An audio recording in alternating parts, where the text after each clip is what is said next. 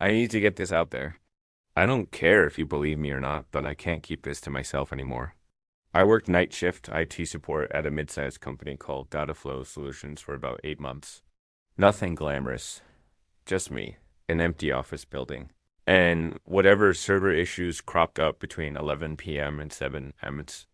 The building was your typical corporate hellscape.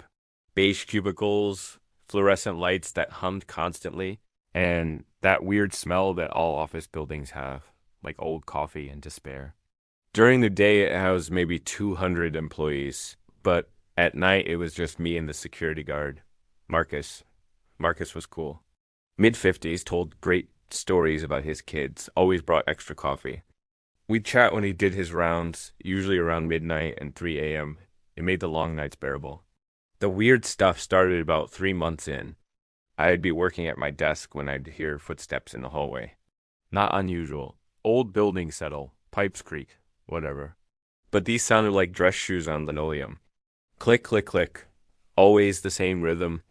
Always coming from the east wing where the executive offices were. I mentioned it to Marcus one night. He got this look on his face. You hear them too? He asked. Turns out Marcus had been hearing the footsteps for years. Always between 2:30 and 3:15. Always the same pattern, starting from the CEO's office. Walking down the hall, stopping at the conference room, then walking back. He'd checked it out dozens of times. Never found anything. Probably just the building settling in a weird way, he said, but he didn't sound convinced. I started paying more attention after that. The footsteps were clockwork to 2:47 of every single night. I timed them. Exactly 12 minutes of walking, then silence. I even tried following the sound once, but as soon as I got close, it would stop. Then I found the emails. I was doing routine maintenance on the email server when I noticed something odd in the logs. Every night at 2:47, an email was being sent from the CEO's account. The timestamp was there, but when I tried to trace the actual message, it came up empty. Like the system was processing an email that didn't exist. I dug deeper. The pattern went back 3 years. Every single night. Same time, same ghost email. I checked with the CEO's assistant the next day. Casual, like, asked about late night work habits. Mr. Hendricks? She laughed. He's asleep by 9 p.m. every night. Doctor's orders after his heart attack. Heart attack. I looked up when that happened 3 years ago. Right around when the phantom email started. I should have left it alone.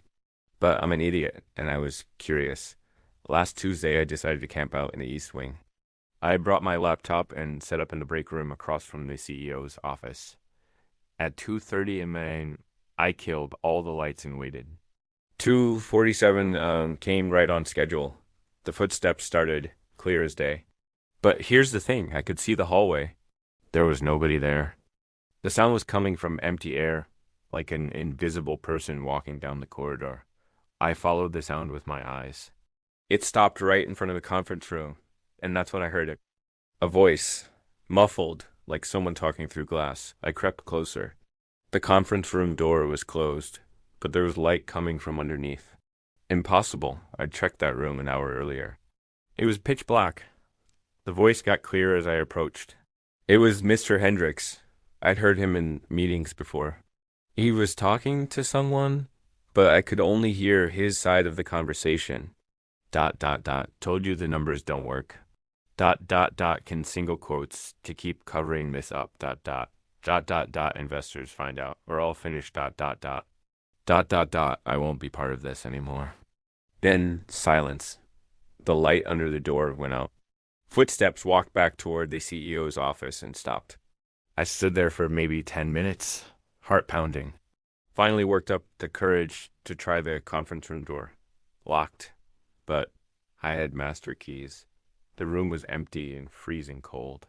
I'm talking seer breath cold, even though the rest of the building was normal temperature. But on the conference table was a single piece of paper that definitely wasn't there before. It was a resignation letter, dated 3 years ago, addressed to the board of directors. Mr. Hendricks' signature at the bottom. The letter talked about financial irregularities and ethical concerns and how he could no longer be complicit in defrauding investors. It was dated the day before his heart attack. I took a picture and got the hell out of there. The next morning, I did some research. Turns out Dataflow Solutions has been under investigation by the SEC for the past 2 years. Accounting, fraud, embezzlement, the works, and Mr. Hendricks. He died 6 months ago. Another heart attack. I tried to tell Marcus about what I found, but when I got to work that night, there was a new security guard. Young guy named Dave. Said Marcus had quit suddenly. Just didn't show up one day. I called Marcus's personal number. Disconnected. That's when I really started freaking out. I looked up Marcus online. Marcus Webb, 54, former security guard. Obituary from last month. Died in his sleep. No known cause. I quit the next day. Didn't even give notice. Just packed up my stuff and left. But here's the thing that's keeping me up at night. I still get automated reports from the Dataflow email server. Just a quirk of how I set up my access. And every morning at 2:47, there's still that phantom email being sent. Except now there are 2 of them. Holy shit, guys. I just got a call from an unknown number. All I heard was breathing and then a voice that sounded exactly like Marcus. You should have looked, son. Some secrets die with us. The line went dead. I'm packing my bags. If you don't hear from me again, you'll know why. Update. The SEC raided Dataflow Solutions this morning. They found evidence of a massive Ponzi scheme going back 5 years. Turns out Mr. Hendricks had tried to blow the whistle before he died, but his resignation letter was never submitted. Funny thing is, they found it on the conference room table this morning. I'm not going back to that building. Ever.